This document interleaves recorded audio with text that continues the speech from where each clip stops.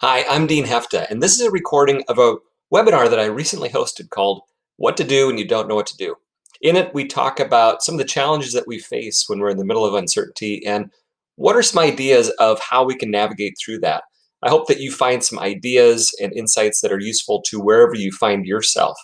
And if you have any further questions or topics that you'd like to talk about, feel free to give me a call. Reach out to me. I'd love to talk about what you're finding and maybe some of the things that you've found to be helpful. I hope you enjoy this webinar. It's really about uncertainty. That's I would guess why any of you showed up is we're facing some level of uncertainty, and when we're presented with uncertainty, sometimes we're not sure what to do. We don't know what's even happening here, and that uncertainty can leave us not only uncertain of the future, but uncertain about ourselves. It challenges and rattles the beliefs that we have, the things that we thought were going to be true, and all of a sudden everything has changed. And that can contribute to uh, our our stress level growing. And stress not just for a few minutes or a few hours, but turning into this persistent, ongoing anxiety that becomes a challenge for our health even. And so we find ourselves more irritable. We find ourselves ineffective, staring at the screen, not getting things done. And we know I'm stuck. I'm stuck. I can't stay here. I've got to get out of this. I've got to move through it. So we're going to talk about some of those things that first and foremost we need to be aware of when it comes to uncertainty. And then I want to offer a handful of things that can hopefully help us move through that, or at least navigate some of that uncertainty. And when I think about it, I think there's a few elements that are related. When we look at our society, when we look at our business, when we look at our life, it's really built on trust. There's things that we have trust in relationships, trust in ourselves, trust in our community, trust in our faith, areas that we have trust. That is really the foundation of everything. And that trust then helps us to have predictions and build predictions and have a sense of what the future holds. See, those two things fit together with each other. They go back and forth. The more able we are to predict, the more trust we have. The more trust we have, the more able we are to predict. So a lot of this becomes based on predictions linked to the trust. And the more accurate we're able to predict things, then the more trust we have in ourselves. And tied to those predictions, then we create plans.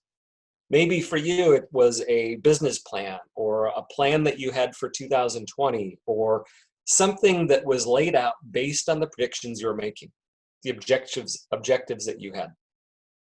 And suddenly the entire environment changes, right? And it threatens those plans. But the thing is, plans are important. But sometimes we can get so focused on the plan, so hung up on the importance of the plan that we forget maybe the objective. And there was a quote from a general many years ago. He said, plans are nothing, but planning is everything. I think that's so important. See, just because our plans maybe aren't relative or relevant anymore, it doesn't mean that the process of going through planning isn't important. See, it's the process that actually becomes more valuable to us in managing uncertainty than even the plan that we create. But we feel good when we have that plan. It gives us this sense, and that sense that we get when we have a clear plan is safety and security. It's like we have something that we can count on that's more tangible. And that's important. Safety is an important element for us to be successful and to thrive and to grow. And it can feel like safety is the opposite of uncertainty. But I'm not sure that that's the case, and we'll explore that a little bit more. But clear plans lead to safety, but the risk is safety can actually lead to complacency. When something has gone great for 3 years or 5 years or 10 years, we can begin kind of settling, forgetting about what it is that really led to us becoming successful. I've heard many salespeople say, "Oh yeah, that approach. I'm embarrassed to say it worked so well that I stopped doing it." See, our success ends up becoming a challenge for us because it can lead to our complacency. And so, we either get to choose to renew ourselves, or sometimes the world brings us into a phase of renewal. And I think that's what we're in right now is this giant reset button, this giant renewal phase where we get a chance to decide how are we going to approach this? What are we going to do with this level of uncertainty? Because this level of uncertainty is really a huge opportunity for us. And buried inside of all of this, maybe some of what we're feeling right now is disappointment, fear, anxiety. And a lot of those things are tied to the expectations that we had. You know, the expectations for how the year was going to go, or for what we're going to accomplish, or what we're going to do, or what our plans were built on. And when that's taken away from us, we can be left feeling like we're grasping for something that's solid and secure. And so understanding, what were we expecting? What was our expectations? And what were those expectations founded on? See, those are tied to our plans, which are tied to our predictions. And those predictions are tied to things that we believe to be true. And sometimes the rules change. And so right now we're in that rule change mode. And we can feel like safe and predictable and scary and uncertain are different ends of a continuum. And each of those ends of that continuum have advantages and disadvantages. So think for a moment. You can chat it or write it down or think to yourself, what are some advantages of those places, those times where things feel safe and predictable? What's an advantage of that? What might be a disadvantage when things are safe and predictable? How is that sense of safety and confidence and predictability potentially a disadvantage? Now, the other end of the spectrum, our first look at that when we see things like scary, uncertain, you might be thinking, well, how could there ever be an advantage? But think, what is one or two advantages that you could see when you're in an environment that's scary and uncertain? What are some disadvantages? See, when I think about safe and predictable and scary and uncertain, I think there is a place for both of these that are important for us in our lives. Safe and predictable, if we're a leader, if we're a manager, or we're on a team, or running a family, you name it. There are a couple of really important things that we need to foster when it comes to safety and predictability. Number one is what's called psychological safety. We need to create environments where people feel safe to speak candidly, to share what's on their mind or on their heart, to be able to make mistakes when they're trying new things and not feel like they're going to be reprimanded for that. So fostering that element of psychological safety is really critical for us as leaders or friends or family members. It's one of the biggest predictors of the performance of the team is psychological safety. We also need physical safety, right? We need to feel like we are physically okay when we go to our job, when we're in our home, when we're in our environment. Physical safety is very important. Those two things are key for us to continually look to foster. The scary and uncertain side of it, I think there are some distinct advantages of pursuing them on our terms. And that's the key here, is that is where growth happens. That is things that capture our attention. That is where we find opportunity. So the old saying is you don't grow in your comfort zone. And safe and predictable is very comfortable. See, it's very close to that complacency. And so looking at those scary and uncertain times as opportunities for us, advantages that we can use to really grow, to really try new things. See, and that's what you're seeing right now. Many industries, many individuals are, for the first time, experiencing the remote work and the digitization of their world. And these are industries or individuals that maybe could have done something like this 5 years ago. But really, momentum and inertia just keeps us doing what we've always done. One of my clients who I do some communication training for, he's in the Carolinas, and he travels internationally a lot. And in talking with him yesterday, doing some training, I said, "How are you doing?" He says, "This has been an amazing 2 weeks for me." He said, at no point in my adult life have I ever slowed down long enough to really connect with my family, to really reflect on what is important to me, for what's going on in my life and what I want to create. So it's been amazing. Certainly it's scary, but he said, I am understanding me and what I want in a whole different way, because I've been in so much on the treadmill of just going. It's a really renewing time for him. And so I thought, what a remarkable way to respond to, something that is really scary and challenging. And so that tells me that it is a big part of this about our response to the situation and how we see it fitting into our own growth and our own ability to do what we want to do with our lives, with our gifts, and grow in our relationships and grow in our faith and all of those things. So think about how these are not necessarily polar opposites, but ingredients in our recipe of success. We need those moments of scary and uncertain. And what I want you to differentiate is the difference between scary and dangerous. Now, if I told you, you get to choose one of three things: canoeing, bicycling, or bungee jumping, which would you pick as being the most dangerous? Which would you pick as being the most scary?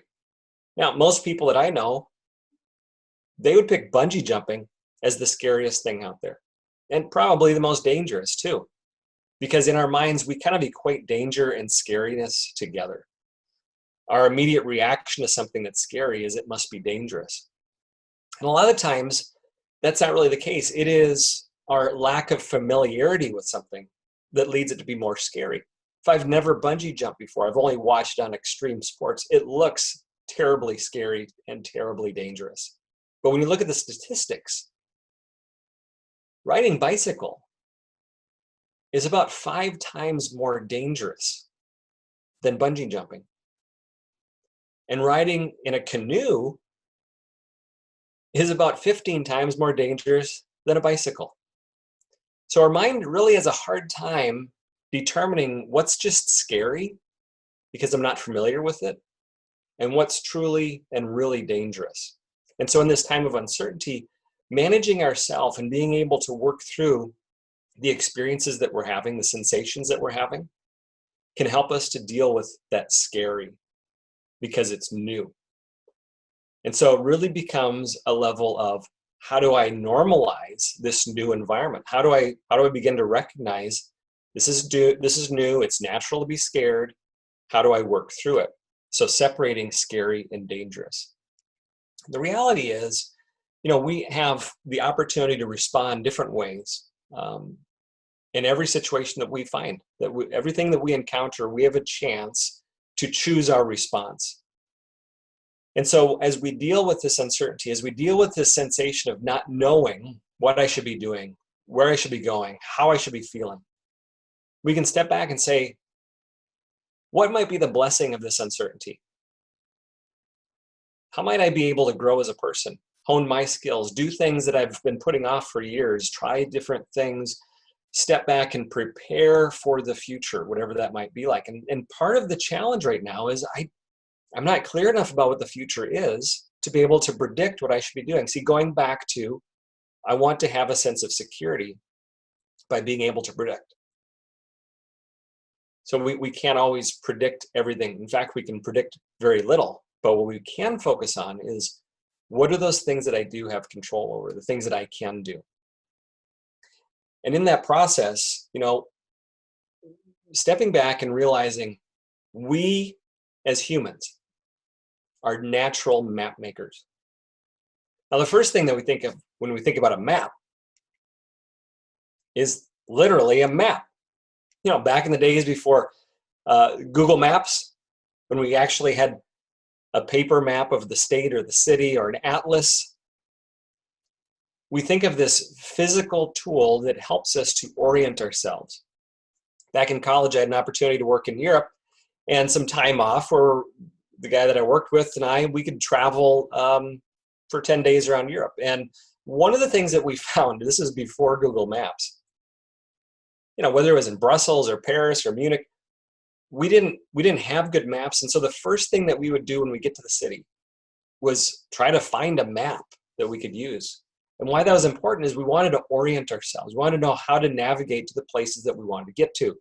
We're not always successful though. And so we'd find ourselves typically getting lost in every major city. And we began to expect that and find out that we were resourceful enough to find out and build relationships with people that could help us navigate to the places that we wanted to get to.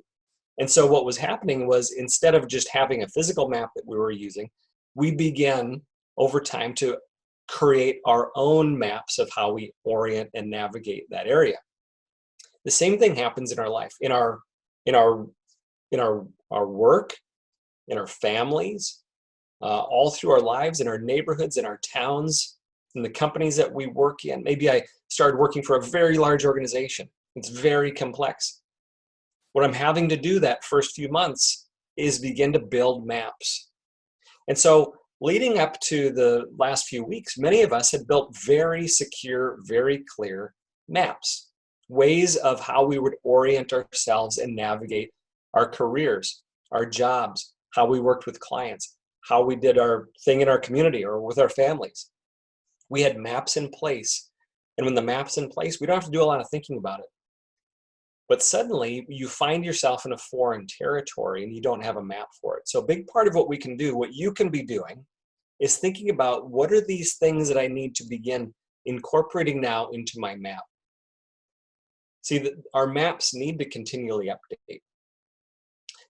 The last few weeks, though, the need for the refresh on the map is accelerated at a very steep curve.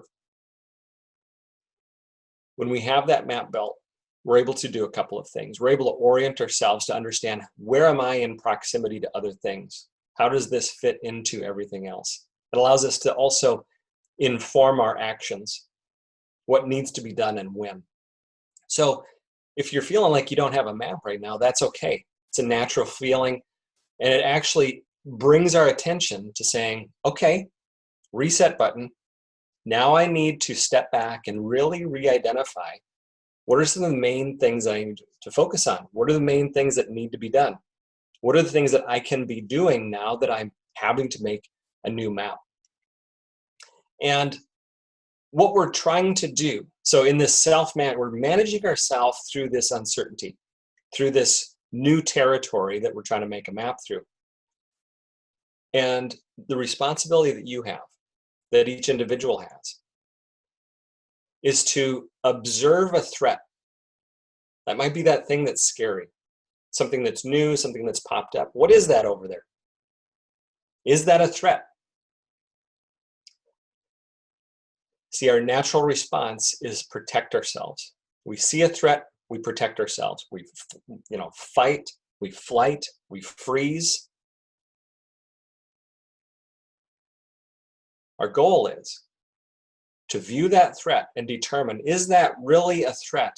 Or how can I now turn that into a challenge? See, as people, we're great at overcoming challenges. That's what increases and informs our resilience and our problem solving. And so when you see a threat, managing ourselves to be able to say, okay, this is threatening to my business, my organization, my livelihood, and I need to face it. I need to confront it. I need to deal with it. I need to look at it and understand, what kind of a threat is it? And is it truly a threat that I am powerless and helpless to do anything about? Or is it something that I can actually turn into a challenge? And challenges can be navigated. They can be overcome. They can be solved. They can resolve. And so before I can really overcome the threat, I first have to face it and turn it into a challenge that I can deal with. And a great model, I've always felt that can help us to step back when we're in that moment of high anxiety, high uncertainty, was created by Peter Senge many years ago, probably 30 years ago. And what you have here is, say this is you. Picture yourself in the middle between two sources of tension. We have the past that we are still connected to. You know, the view that our friends and parents had, the experiences that I've had throughout my life. All of those things are informing me about me and about reality and what's happening right now. And there's those voices that are continually, informing how I should respond or how I should feel about a situation. And then on the flip side of it, we have this future, this vision, this goal, this ambition, this thing that we want to achieve, this person we want to work to become. It's the future us. It's the future outcomes that we want to create. And we're in the middle between those things. We're caught between the tension of both of those. And there's only two ways that we can really resolve that tension. It's hard to stay stuck there. What a lot of times we do is we resolve it by watering down our goal, by reducing our ambition, by saying, that thing that we wanted, maybe it's not that big of a deal. And through that process, we're able to reduce that tension. But that's not the only way that we can reduce the tension when we're uncertain, when we're anxious, when we're not quite clear on what needs to be done. What's really cool about this and why embracing the uncertainty is so powerful, it is actually that space that is the source of all of our creativity. See, it's that tension between where we are and where we want to be that generates all of our innovation, all of the possibilities. When you look back in history, you find many experiences where people didn't have really the ability to continue down the path they were on.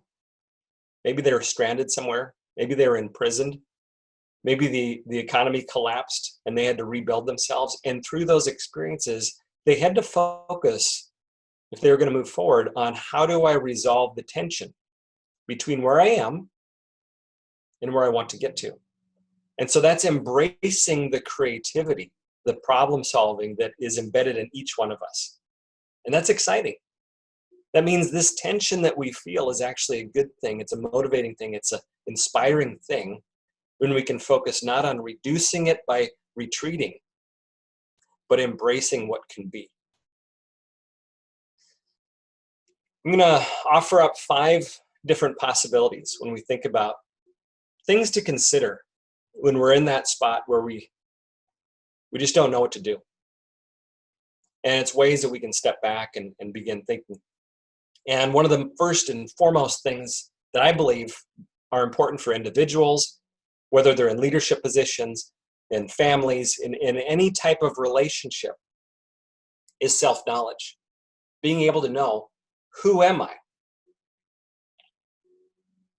I mentioned earlier that it's important for us to be able to interpret the sensations we're feeling. Maybe when something is scary. How we interpret that is tied to self, this self-knowledge. It's the interpretation of the world. It's the meaning that we're making. So we know that we have these emotions, these sensations, these chemicals that flow through us, cortisol and adrenaline, all of these things that can inform us that there's a threat. Remember, our goal is to be able to convert threats into challenge. I remember hearing a story many years ago about Carly Simon and Bruce Springsteen. Carly Simon, the musician, was well known for her stage fright. And in talking with her, she would describe these sensations that she would have before a concert. Her palms would get sweaty and her heartbeat would speed up and time would accelerate. And she said, and when all of that was happening, that's when I knew I couldn't go on stage. She interpreted all of those sensations as informing her, this is a threat and you have to protect yourself. Bruce Springsteen, in talking about performing and what it's like leading up to the performance, he says, my palms would get sweaty, my heart would start racing, time would start speeding up, and that's how I knew I'm ready. See, the exact same sensations, they interpret completely different ways. One interpreted as a threat. One interpreted as an inspiring challenge. Like, now is my time. And so that awareness of self is so important. And in times of uncertainty, one of the ways that's important for us to understand about our unique self is, how do we express stress? How do I express my stress? See, there's 6 different ways that you can see other people around you expressing stress. It's symptoms of distress.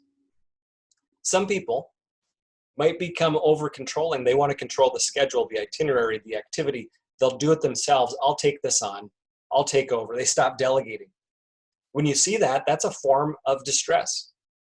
Others might start really getting doubtful about their ability to do something or make the decision. They're not sure, and they start making mistakes. It's a symptom of their distress. Others might whine about why it's not fair and blame Fred for what he didn't do, and it's not my fault. So when you see that whining and blaming, that is a stress behavior tied to how they're wired. Others might simply abandon people. Say, you're on your own. You need to figure it out. They might manipulate the situation, break the rules. Maybe I just freeze. Work just piles up. I don't get anything done. And eventually I just disappear. I become invisible. Or maybe I crusade for what I think is right and I push my beliefs onto others. See, each of these 6 are ways that we can show others our distress. And so in high uncertainty, we need to be aware not only of our tendencies, but how different other tendencies might be. And we see people maybe doubting themselves. And I think to myself, I would never doubt myself. What's going on there? That doesn't make any sense. When you see these, it gives you an indication there's distress going on. And so rather than jumping into that pool of distress, we can step back and say, how can I be helpful when all of this uncertainty is happening? Being here and now. So I can manage me. What can I do right now? I can be present with the person. I can be present with the problem. So the more present I can be and the more here and now I can be, the more helpful and the more control I can feel that I have, more agency of being able to contribute to the solution. And also, from a knowing of myself, need to know what's the story that I'm telling myself. See, we try to make meaning of everything that's happening around us. And that only happens through the subconscious and internal stories that we tell ourselves. We tell ourselves stories about why somebody has done something, about what's happening right now and what that's going to mean to me. All of those are stories that we're telling ourselves. It's not reality. It's our interpretation of reality based on the stories. So I need to be able to step back and say, what's the story that I'm telling myself right now in the middle of this uncertainty? The second one I call creating proximate certainty. Kind of a strange phrase maybe, but see, certainty we know is important. But the problem is in situations, in places of high uncertainty, I can't push that out for maybe weeks or months or years. I have to be able to shift to creating proximate certainty is what I call it. So certainty that is on a shorter, more seen level. And this picture here is of an oil barrel out in the desert. And in navigating out in the Sahara Desert, what has been done for decades is the proximate placement of oil barrels. So I don't need to know how exactly to get 300 miles to my destination. All I need to know is how do I get to the next oil barrel. So if I can see the next barrel, I can navigate to it. That's a proximate certainty that I have. I don't really know what's over the next sand dune. And that's really the situation we're in right now. We may have had 5-year plans for our organization. Well, you know what? That's impossible to really predict right now. I can't have that level of certainty. So I need to make a more proximate level of certainty. I might need to know what can I focus on for the next month that is at least going to move us in the right direction. Maybe a closer example is any of us on this call, we drive at night. And on one hand, it's like that's pretty amazing, right? We want to be able to see as far as possible. But yet, you could get in your car and drive to Omaha without GPS, without sunlight. You could drive in the dark as long as you had your headlights. See, our headlights provide us proximate certainty. We can see just far enough ahead of us to know we're on the path, then our belief has to be, are we on the right path? So creating proximate certainty. And one way to think about it is bringing the world of math and nature into this. I call it fractal problem solving. If you've been around fractals, they're fascinating. And I think there's lessons that we can learn when it comes to understanding the situation we might find ourselves in. This is obviously a tree with trunks and branches. And you can see the fractal nature of it here is each of these repeats itself into smaller and smaller iterations. And so we see this and we recognize this is a tree. And here's the challenge that we might sometimes face is we desire a high level of certainty. If we're on the end here, we want to be able to see all the way up the trunk and branches. If we're out on the end here, we want to see all the way. That's our desire. And maybe in times of great certainty and calm, we can do that. But what we know is each of these are iterations of the previous one. And so in times of high uncertainty, we can shift our focus and say, right now, if I'm out here at the end, all I need to focus on is this part here. Am I going down the right path? Am I going to the next iteration? Because if I continue to keep moving down the same path, just like driving to Omaha, just like traveling to the next oil barrel, I'm at least working in the right place, on the right path. And so I can shrink down the level of perspective that I have. I don't need to be able to see all the way. I need to be able to see the next step or two and hope that I'm on the right path forward.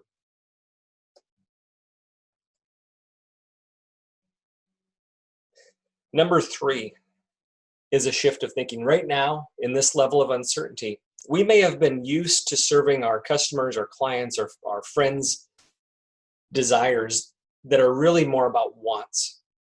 You know, I want a fancy car. You know, and when things are going good, we can focus much more on higher level wants. But regardless of what business we're in or world we're in right now, the world around us has shifted to needs, at least in the short term. And here's evidence of that. We know over the past few weeks, when you go to the grocery store,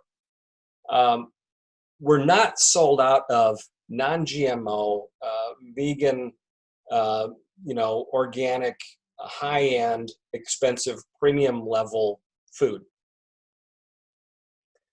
Those are wants. Those are high-level wants, desires, aspirations that people have. What are we sold out of? We're sold out of rice. We're sold out of hamburger. We're sold out of toilet paper. So that's a manifestation of how in uncertainty we shift to needs. And so what does that mean for our organization? Maybe I run a church, a nonprofit, a company, a family. What that means is as leaders, we can step back and say, okay, we've maybe been serving a lot of wants, but we need to now shift our focus over the next few weeks to really focus on needs. What are the needs that our customers, our members have? Need-based thinking. What's the problem that they're experiencing right now, and how can we help them to solve that? Because they're facing problems. Wherever you are, your customer is facing some sort of a problem. And when you can think about the need that they truly are wanting, it can begin to inform you on what is the next steps that I need to begin taking. So you can begin having more clarity of what is it that I need to be doing.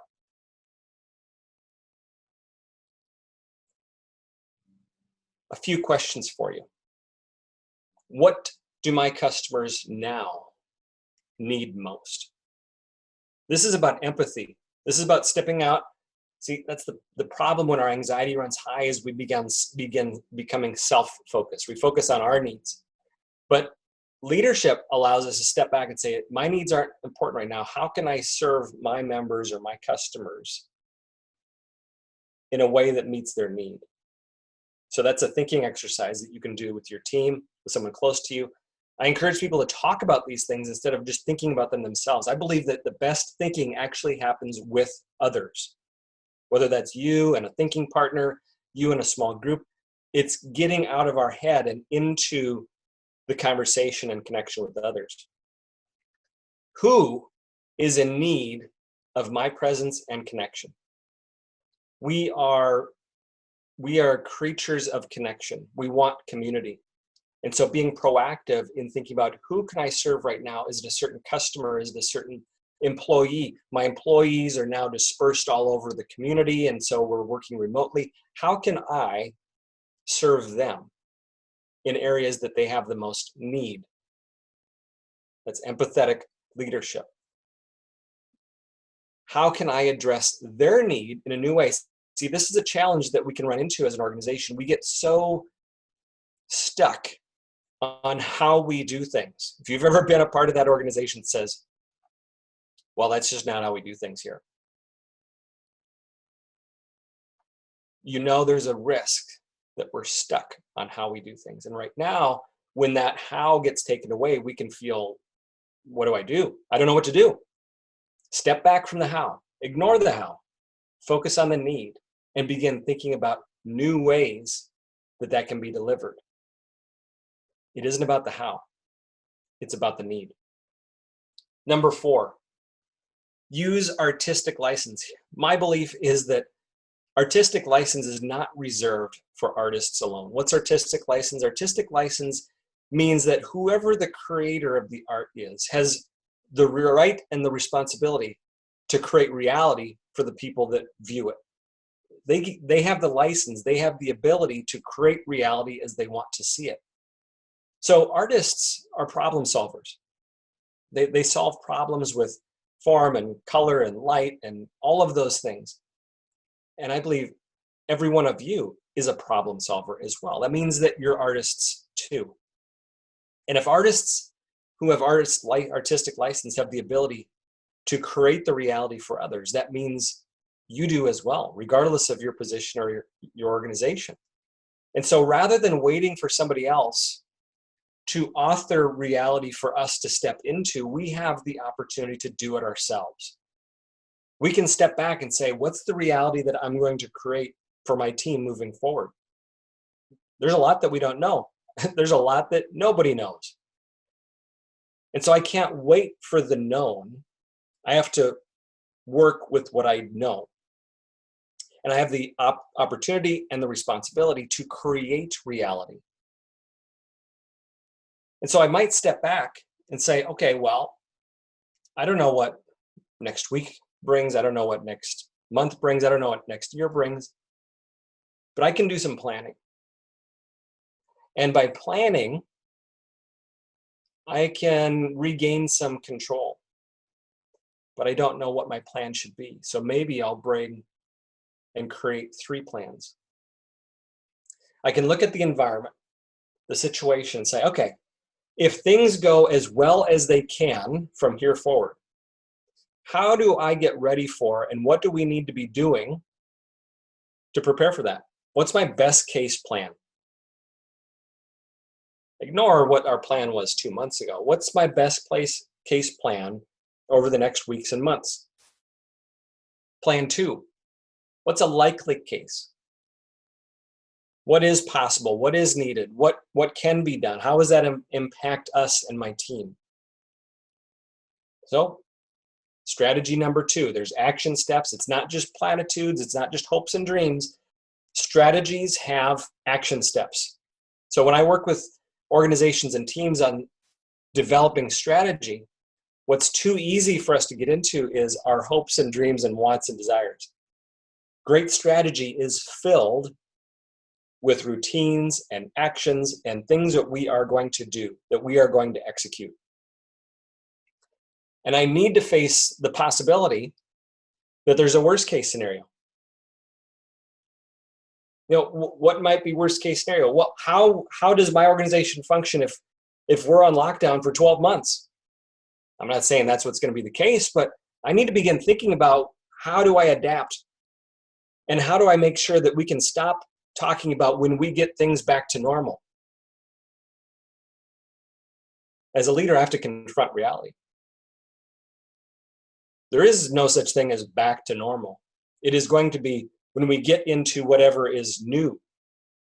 And so I might as well begin authoring that right now myself. Focus on needs, provide leadership, and invite people into the future. See, people are looking for someone who can say, I see a path, follow me. And even if it isn't a perfect path, people just want somebody that can give us something that we can move towards, because action is so important. And that's number 5. We do more of what we do. So if we sit and worry and watch the news and then Netflix and then the news and then Netflix and we worry, we will do more of that. Our attention grows what our action is.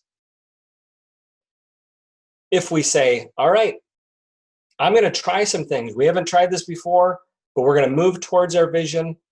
We're going to move in the direction of our values. See, that's important here. When our uncertainty grows, when the anxiety increases, that's when our values become more important than ever. Returning to what you really believe, what you hold dear, your faith, your convictions, the general direction you want to move things and how you want to serve people. And for me, it means the goal isn't being perfect. The goal is making progress, even if it's incremental progress. Did I move the ball? See, in football, if I can move the ball 3 yards every time I touch it, I'm doing great. I'm winning. So progress is the goal, not perfection.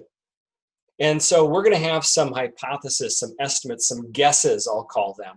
And from those guesses of how we think the world is or could be, we're going to take an action. And the action we're going to take is small.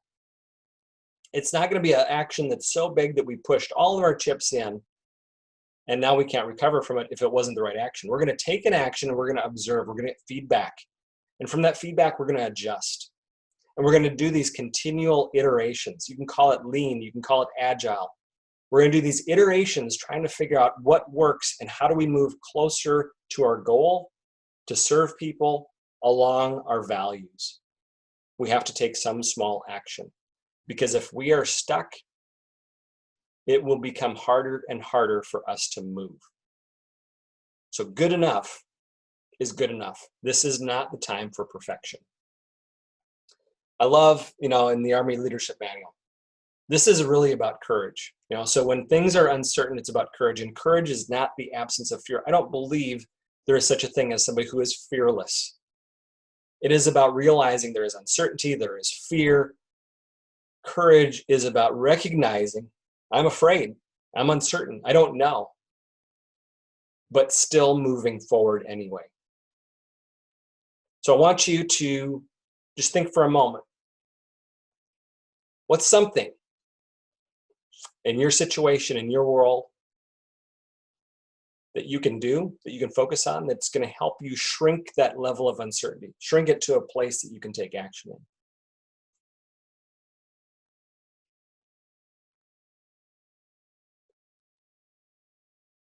I encourage you, uncertainty is such an opportunity for our growth and for our learning. This is a blessing if we can look at it as that and find what it is that the message is for each of us. And I encourage you that if you have a question or anything you want to talk further about, please reach out to me. I'm gonna be emailing you later a summary of some of the key points that we covered today. Also, if you're a podcast person, my podcast is Communication on Point. If there's anything you need from me or that I can be of service to you, please don't hesitate to reach out. And if you're a LinkedIn person, make sure to give me a follow on LinkedIn. Every week I put new leadership insights out for people. So please do that. And Sharnika, I'll turn it back to you.